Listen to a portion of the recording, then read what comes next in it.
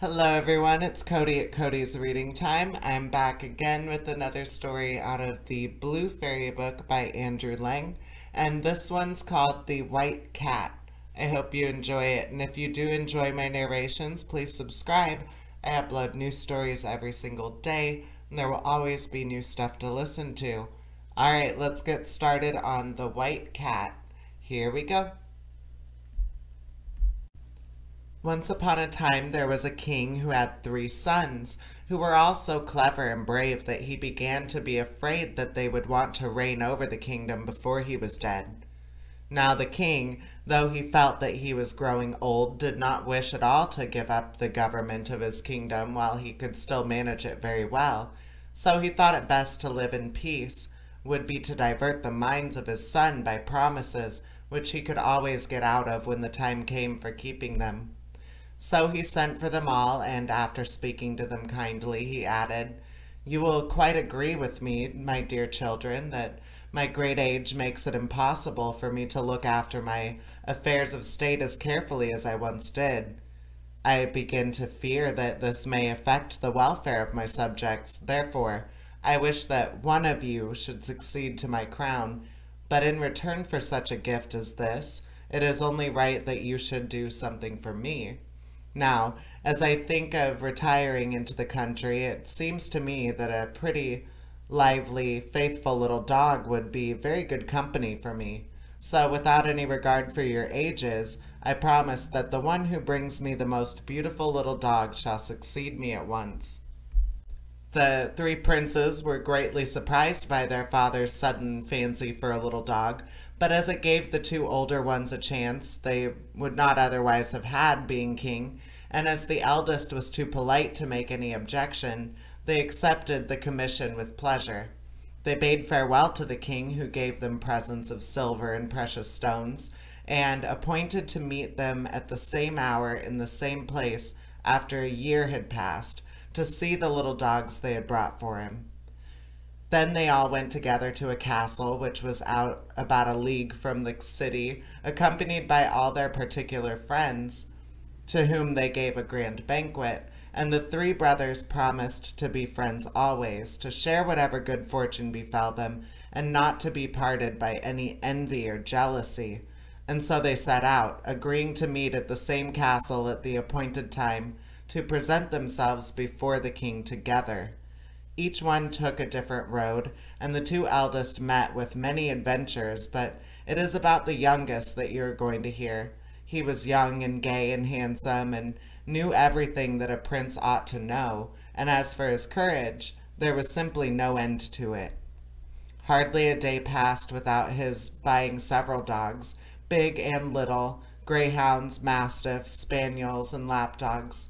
As soon as he had bought a pretty one, he was sure to see there was one still prettier, and then he had to get rid of all the others and buy that one, as being alone, he found it impossible to take 30 or 40,000 dogs with him. But he journeyed from day to day, not knowing where he was going, until at last, just at nightfall, he reached a great gloomy forest. He did not know his way, and to make matters worse, it began to thunder, and the rain poured down. He took the first path he could find, and after walking for a long time, he fancied that he saw a light, and he began to hope that he was coming to some cottage where he might find shelter for the night. At length, guided by the light, he reached the door of the most splendid castle he had ever imagined.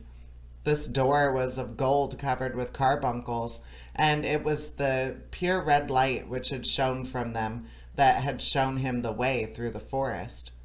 The walls were of the finest porcelain in all the most delicate colors, and the prince saw that all the stories he had ever read were pictured upon them. But as he was terribly wet and the rain was still falling in torrents, he could not stay to look about any more. He came back to the golden door. There he saw a deer's foot hanging by a chain of diamonds, and he began to wonder who could live in this magnificent castle. "They must feel very secure against robbers," he said to himself. "What is to hinder anyone from cutting off that chain and digging out those carbuncles and making himself rich for life?" He pulled the deer's foot, and immediately a silver bell sounded and the door flew open. But the prince could see nothing but numbers of hands in the air, each holding a torch. He was so much surprised that he stood quite still until he felt himself pushing forward by other hands, so that, though he was somewhat uneasy, he could not help but going on. With his hand on his sword, he prepared for whatever might happen. He entered a hall paved with lapis lazuli, while two lovely voices said, "The hands you see floating above will swiftly your bidding obey. If your heart dreads not conquering love, in this place you may fearlessly stay." The prince could not believe that any danger threatened him when he was welcomed in this way, so, guided by the mysterious hands, he went toward a door of coral, which opened of its own accord, and he found himself in a vast hall of mother of pearl, out of which opened a number of other doors, glittering with thousands of lights, and full of such beautiful pictures and precious things that the prince felt quite bewildered. After passing through 60 rooms, the hands that conducted him stopped, and the prince saw the most comfortable-looking armchair drawn up close to the chimney corner. At the same moment the fire lighted itself, and the pretty, soft, clever hands took off the prince's wet, muddy clothes and presented him with fresh ones, made of the richest stuffs, all embroidered with gold and emeralds. He could not help admiring everything he saw, and the deft way in which the hands waited on him, though they sometimes appeared so suddenly that they made him jump. When he was quite ready, and I can assure you that he looked very different from the wet and weary prince who had stood outside in the rain and pulled the deer's foot, the hands led him to a splendid room, upon the walls of which were painted the histories of Puss in Boots and a number of other famous cats. The table was laid for supper with 2 golden plates and golden spoons and forks, and the sideboard was covered with dishes and glasses of crystal set with precious stones. The prince was wondering who the second place could be for, when suddenly in came about a dozen cats carrying guitars and rolls of music, who took their places at once at the end of the room, and under the direction of a cat who beat time with a roll of paper, began to mew in every imaginable key, and to draw their claws across the strings of the guitars, making the strangest kind of music that could ever be heard. The prince hastily stopped up his ears, but even then the sight of these comical musicians sent him into fits of laughter. "What funny thing shall I see next?" he said to himself, and instantly the door opened, and in came a tiny figure covered by a long black veil. It was conducted by 2 cats wearing black mantles and carrying swords, and a large party of cats followed, who brought in cages full of rats and mice. The prince was so astonished that he thought he must be dreaming, but the little figure came up to him and threw back its veil, and he saw that it was the loveliest little white cat it is possible to imagine. He looked very young and very sad, and in a sweet little voice that went straight to his heart, she said to the prince, "King's son, you are welcome. The Queen of Cats is glad to see you." "Lady Cat," replied the prince, "I thank you for receiving me so kindly, but surely you are no ordinary pussy-cat.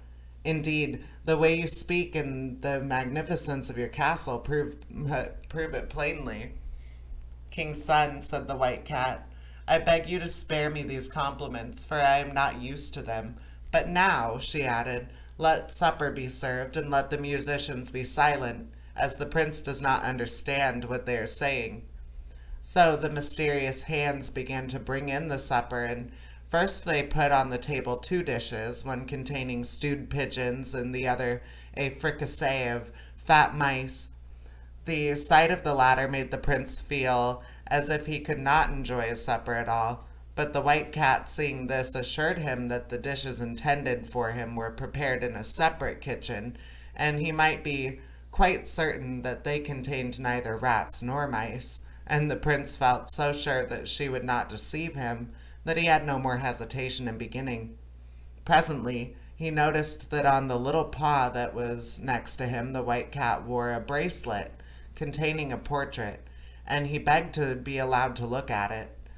To his great surprise, he found it represented an extremely handsome young man who was so like himself it might have been his own portrait. The white cat sighed as he looked at it and seemed sadder than ever, and the prince dared not ask any questions for fear of displeasing her. So he began to talk about other things and found that she was interested in all subjects that he cared for himself and seemed to know quite well what was going on in the world. After supper, they went into another room which was fitted up as a theater, and the cats acted and danced for their amusement. And then the white cat said good night to him, and the hands conducted him into a room he had not seen before, hung with tapestry worked with butterflies' wings of every color. There were mirrors that reached from the ceiling to the floor, and a little white bed with curtains of gauze tied up with ribbons. The prince went to the bed in silence, as he did not know quite how to begin a conversation with the hands that waited on him, and in the morning he was awakened by a noise and confusion outside of his window, and the hands came and quickly dressed him in hunting costume. When he looked out, all the cats were assembled in the courtyard, some leading greyhounds, some blowing horns, for the white cat was going out hunting. The hands led a wooden horse up to the prince and seemed to expect him to mount it, at which he was very indignant, but it was no use for him to object, for he speedily found himself upon its back, and it pranced gaily off with him. The white cat herself was riding a monkey, which climbed up even up to the eagles' nests when she had a fancy for the young eaglets. Never was there a pleasanter hunting party, and then they returned to the castle. The prince and the white cat supped together as before, but when they had finished, she offered him a crystal goblet, which must have contained a magic draught, for as soon as he had swallowed its contents, he forgot everything, even the little dog that he was seeking for the king, and only thought how happy he was to be with the white cat. And so the days passed, in every kind of amusement, until the year was nearly gone. The prince had forgotten all about meeting his brothers. He did not even know what country he belonged to, but the white cat knew when he ought to go back, and one day she said to him, "Do you know that you have only 3 days left to look for the little dog for your father? And your brothers have found lovely ones." Then the prince suddenly recovered his memory and cried, "What can have made me forget such an important thing? My whole fortune depends on it, and even if I could in such a short time find a dog pretty enough to gain me a kingdom, where should I find a horse that would carry me all the way in 3 days?" And he began to be very vexed. But the white cat said to him, "King's son, do not trouble yourself. I'm your friend, and will make everything easy for you. You can still stay here for a day, as the good wooden horse can take you to the country in 12 hours. "I thank you, beautiful cat," said the prince, "but what good will it do me to get back if I have not a dog to take to my father?" "See here," answered the cat, holding up an acorn. "There is a prettier one in this than the dog star." "Oh, white cat dear," said the prince, "how unkind you are to laugh at me now." "Only listen," she said, holding the acorn to his ear, and inside he heard distinctly a tiny voice say, "Bow wow." And the prince was delighted, for a dog that can be shut up in an acorn must be very small indeed.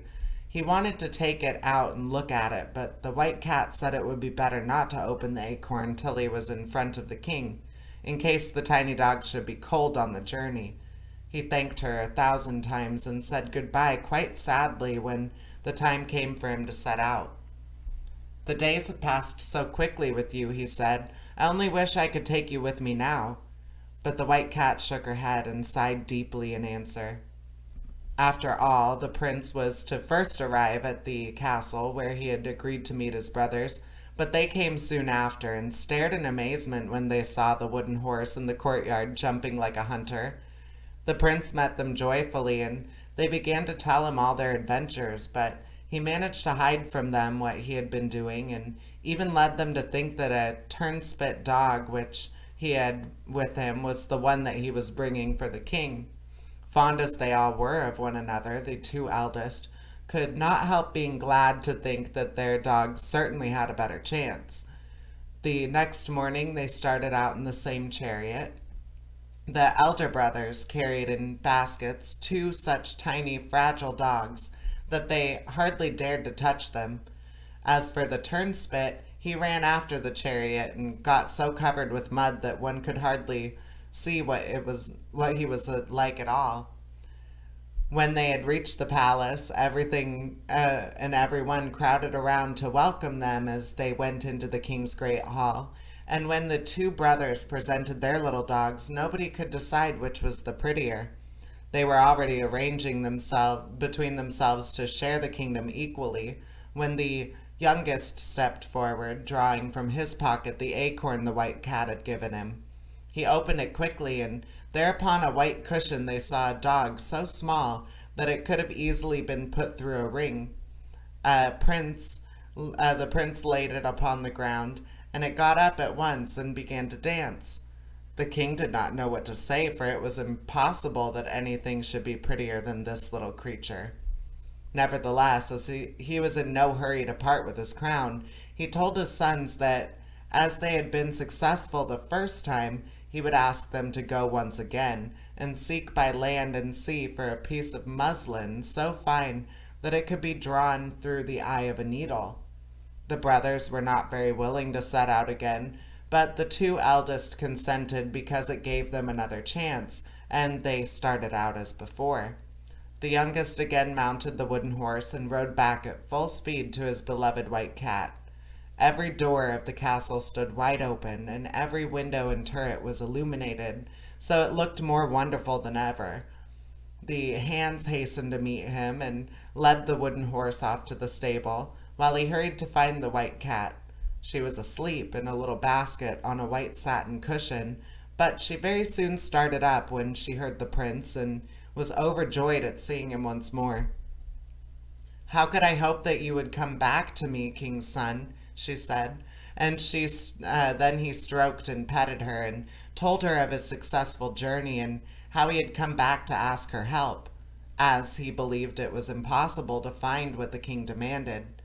The white cat looked serious, but she must think that what was to be done, but that luckily there were some cats in the castle who could spin very quickly and very well, and if anybody could manage it, they could, and she would set them the task herself. And then the hands appeared carrying torches and conducted the prince and the white cat to a long gallery which overlooked the river, from the windows of which they saw a magnificent display of fireworks of all sorts, after which they had supper, which the prince liked even better than the fireworks, for it was very late, and he was hungry after his long ride, and so the days passed quickly as before. It was impossible to feel dull with the white cat, and she had quite a talent for inventing new amusements.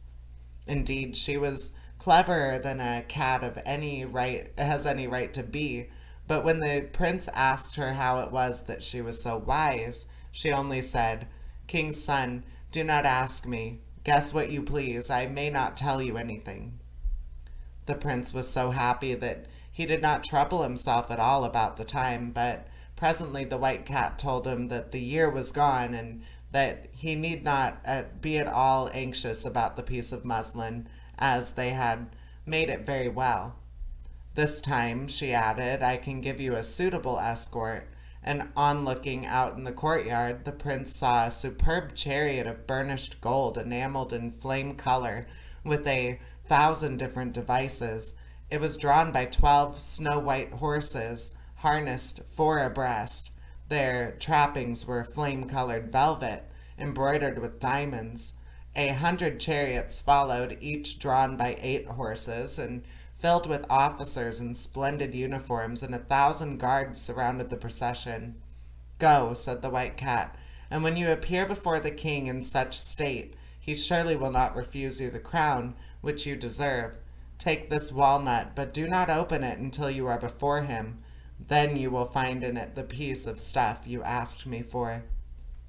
"Lovely Blanchette," said the prince, "how can I thank you properly for all of your kindness to me? Only tell me what you wish, and I will give up forever all thought of being king, and will stay here with you always." King's son," she replied. "It shows the goodness of your heart that you should care so much for a little white cat, who is good for nothing but to catch mice. But you must not stay." So the prince kissed her little paw and set out. You can imagine how fast he traveled when I tell you that they reached the king's palace in just half the time it had taken the wooden horse to get there. This time the prince was so late that he did not try to meet his brothers at the castle, but they thought he could not be coming, and they were rather glad of it, and displayed their pieces of muslin to the king proudly, feeling sure of success. And indeed the stuff was very fine and could go through the eye of a very large needle, but the king, who was only too glad to make it difficulty, sent for a particular needle which was kept among the crown jewels, and had such a small eye that everybody saw at once that it was impossible that the muslin should pass through. The princes were angry and were beginning to complain that it was a trick, when suddenly the trumpets sounded and the young prince came in. His father and brothers were quite astonished at his magnificence, and after he had greeted them, he took the walnut from his pocket and opened it, fully expecting to find the piece of muslin, but instead there was only a hazel nut. He cracked it, and there lay a cherry stone. Everybody was looking on, and the king was chuckling to himself at the idea of finding a piece of muslin in a nutshell. However, the prince cracked the cherry stone, but everyone's laughed when he saw it contained only its own kernel. He opened that and found a grain of wheat, and in that was a millet seed. And then he himself began to wonder and muttered softly, white cat, are you making fun of me?" In an instant, he felt a cat's claw give his hand quite a sharp scratch, and hoping that it was meant as an encouragement, he opened the millet seed and drew out of it a piece of muslin 400 ells long, woven with the loveliest colors and most wonderful patterns. And when the needle was brought, it went through the eye 6 times with the greatest ease. The king turned pale, and other princes stood silent and sorrowful, but nobody could deny that this was the most marvelous piece of muslin that was ever to be found in the world. Presently, the king turned to his sons and said with a deep sigh, "Nothing could console me more in my old age than to realize your willingness to gratify my wishes. Go then once more, and whoever at the end of a year can bring back the loveliest princess shall be married to her, and shall, without further delay, receive the crown, for my successor must certainly be married." The prince considered that he had earned the kingdom fairly twice over, but still he was too well bred to argue about it, so he just went back to his gorgeous chariot and, surrounded by his escort, returned to the white cat faster than he had come. This time she was expecting him. The path was strewn with flowers, and 1,000 braziers were burning scented woods which perfumed the air. Seated in a gallery from which she could see his arrival, the white cat waited for him. "Well, king's son," she said, "here you are once more without a crown." "Madam," said he, "thanks to your generosity I've earned one twice over, but the fact is that my father is so loath to part with it that it would be no pleasure to me to take it." "Never mind," she answered, "it's just as well to try and deserve it. As you must take back a lovely princess with you next time, I will be on the lookout for one for you.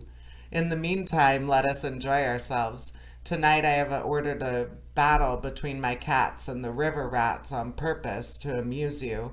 So this year slipped away even more pleasantly than the preceding one. Sometimes the prince could not help asking the white cat how it was she could talk. "Perhaps you are a fairy," he said, "or has some enchanter changed you into a cat?" But she only gave him answers that told him nothing. Days go by so quickly when one is happy that it is certain that the prince would never have thought of being time to go back, when one evening, as they sat together, the white cat said to him that if he wanted to take a lovely princess home with him the next day, he must be prepared to do what she told him. "Take this sword," she said, "and cut off my head." Cried the prince, "I cut off your head? Blanchette, darling, how could I do it?" I entreat you to do as I tell you, king's son, she replied.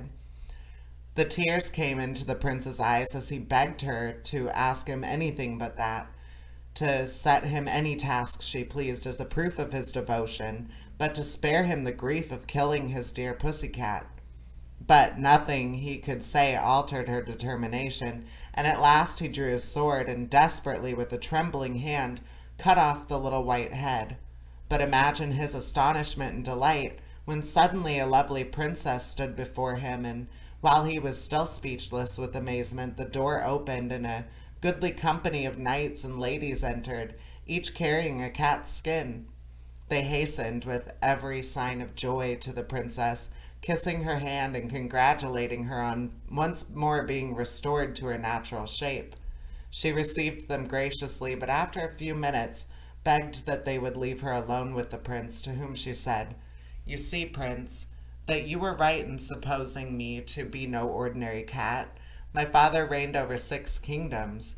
The queen, my mother, whom he loved dearly, had a passion for traveling and exploring, and when I was only a few weeks old, she obtained his permission to visit a certain mountain of which she had heard many marvelous tales, and set out, taking with her a number of her attendants. On the way, they had to pass near an old castle belonging to the fairies. Nobody had ever been into it, but it was reported to be full of the most wonderful things, and my mother remembered to have heard that the fairies had in their garden such fruits as were to be seen and tasted nowhere else. She began to wish to try them for herself, and turned her steps in that direction of the garden. On arriving at the door, which blazed with gold and jewels, she ordered her servants to knock loudly, but it was useless. It seemed as if all the inhabitants of the castle must be asleep or dead. Now, the more difficult it became to obtain the fruit, the more the queen was determined that she would have. So she ordered that they should bring ladders and get over the wall into the gardens, but though the wall did not look very high, and they tied the ladders together to make them very long, it was quite impossible to get to the top. The queen was in despair, but as night was coming on, she ordered that they should encamp just where they were, and went to bed herself, feeling quite ill. She was so disappointed. In the middle of the night, she was suddenly awakened, and saw to her surprise a tiny, ugly old woman seated by her bedside, who said to her, "I must say that we consider it somewhat troublesome of your majesty to insist upon tasting our fruit, but to save you annoyance, my sisters and I will consent to give you as much as you can carry away, on one condition, that is, that you shall give us your little daughter to bring up as our own." "Ah, my dear madam," cried the queen, "is there nothing else that you will take for the fruit? I will give you my kingdoms willingly." "No," replied the old fairy, "we will have nothing but your little daughter. She shall be as happy as the day is long, and we will give her everything that is worth having in fairyland, but you must not see her again until she is married." "Though that is a hard condition," said the queen, "I consent, for I shall certainly die if I do not taste the fruit, and so I should lose my daughter either way." So the old fairy led her to the castle, and though it was still the middle of the night, the queen could see plainly that it was far more beautiful than she had been told. "Which you can easily believe, prince," said the little white cat, "when I tell you that it was this castle that we are now in." "Will you gather the fruit yourself, queen?" said the old fairy, "or shall I call it to come to you?" "I beg you to let me see it come when it is called," cried the queen. "That will be quite something new." The old fairy whistled twice, then she cried, "Apricots, peaches, nectarines, cherries, plums, pears, melons, grapes, apples, oranges, lemons, gooseberries, strawberries, raspberries, come." And in an instant they all came tumbling in one after another, and yet they were neither dusty nor spoiled, and the queen found them quite as good as she had fancied them. You see, they grew upon fairy trees. The old fairy gave her golden baskets in which to take the fruit away, and it was as much as 400 mules could carry. Then she reminded the queen of her agreement, and led her back to the camp, and next morning she went back to her kingdom. But before she had gone quite far, she began to repent her bargain, and when the king came out to meet her, she looked so sad that she guessed that something had happened, and asked her what was the matter. At first, the queen was afraid to tell him, but when, as soon as they had reached the palace, 5 frightful little dwarfs were sent by the fairies to fetch me, she was obliged to confess what she had promised. The king was very angry and had the queen and myself shut up in the great tower and safely guarded, and drove the little dwarfs out of his kingdom. But the fairies sent a great dragon who ate up all the people he met, and whose breath burnt up everything he passed through the country. And at last, after trying in vain to rid himself of this monster, the king, to save his subjects, was obliged to consent that I should be given up to the fairies. This time they came themselves to fetch me in a chariot of pearl drawn by seahorses, followed by a dragon who was led with chains of diamonds. My cradle was placed between the old fairies, who loaded me in with caresses, and away we whirled through the air to a tower which they had built on purpose just for me. There I grew up surrounded with everything that was beautiful and rare, and learning everything that is ever taught to a princess, but without any companions but a parrot and a little dog, who could both talk, and receiving every day a visit from one of the old fairies, who came mounted upon the dragon. One day, however, as I sat at the window, I saw a handsome young prince, who seemed to have been hunting in the forest which surrounded my prison, and who was standing and looking up at me. When he saw that I observed him, he saluted me with a great deference. You can imagine that I was delighted to have someone new to talk to, and in spite of the height of my window, our conversation was prolonged till night fell. Then my prince reluctantly bade me farewell, but after that he came again many times, and at last I consented to marry him. But the question was, how was I to escape from my tower? The fairies always supplied me with flax for my spinning, and by great diligence I made enough cord for the ladder that would reach to the foot of the tower. But alas, just as my prince was helping me to descend, the crossest and ugliest of the old fairies flew in. Before he had time to defend himself, my unhappy lover was swallowed up by the dragon.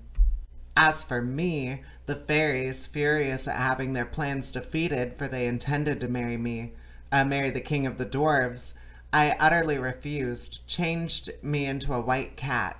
When they brought me here, I found all the lords and ladies of my father's court waiting me under the same enchantment, while the people of lesser rank had been made invisible, all but their hands.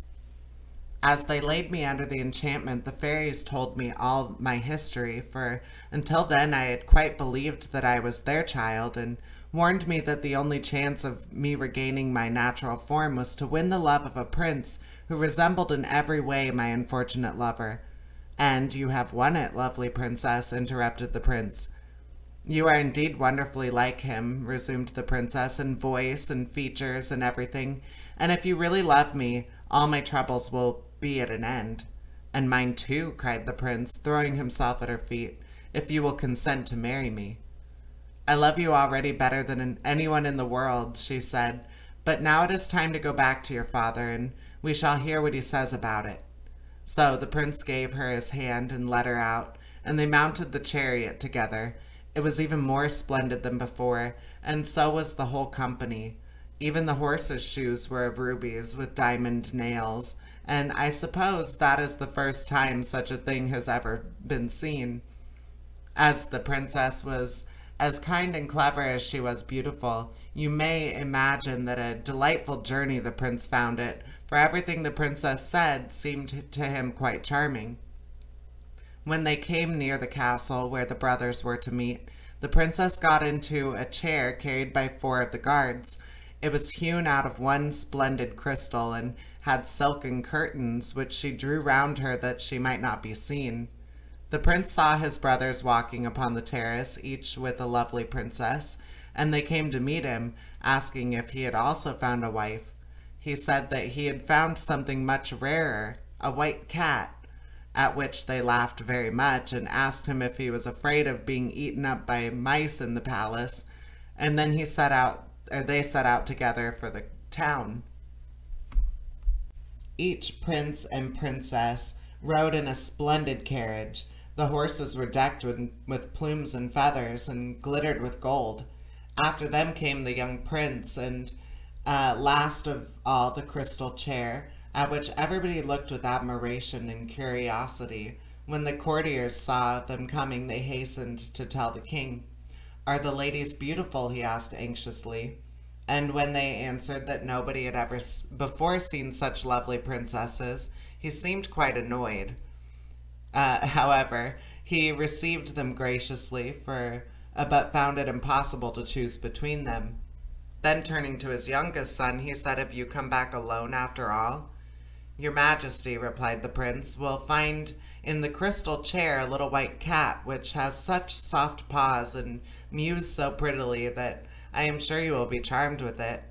The king smiled and went to draw back the curtains himself, but at a touch from the princess, the crystal shivered into 1,000 splinters, and there she stood in all her beauty. Her fair hair floated over her shoulders and was crowned with flowers, and her softly falling robe was of the purest white. She saluted the king gracefully, while a murmur of admiration rose from all around. "Sire," she said, "I am not come to deprive you of your throne that you fill so worthily. I have already 6 kingdoms. Permit me to bestow one upon you and upon each of your sons. I ask nothing but your friendship and your consent to my marriage with your youngest son. We shall still have 3 kingdoms left for ourselves." The king and all his courtiers could not conceal their joy and astonishment, and the marriage of the 3 princes was celebrated at once. The festivities lasted several months, and then each king and queen departed to their own kingdom, and each lived happily ever after. And there's the end of that story. I hope you enjoyed it, and please subscribe. I upload new stories every single day. There will always be new ones to listen to. All right, take care, everybody. Bye-bye.